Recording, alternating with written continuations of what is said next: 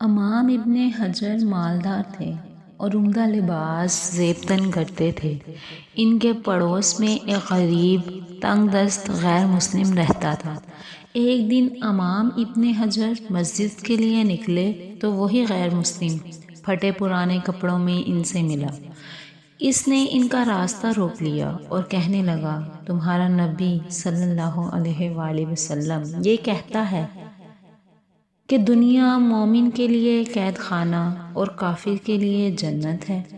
مجھے ذرا بتاؤ کہ ان سب نعمتوں کو پا لینے کے بعد وہ کون سی جیل ہے جس میں تم رہتے ہو، اور اس تکلیف اور تنگ دستی کے ساتھ یہ کون سی جنت ہے جس میں میں رہتا ہوں؟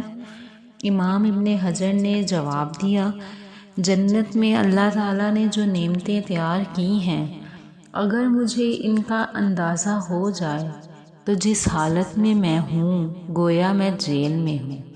کافر کے لیے اللہ نے جو عذاب تیار کر رکھا ہے، اگر تجھے اس کا اندازہ ہو جائے تو تو جس آزمائش میں ہے اس کے باوجود تو جنت میں ہے۔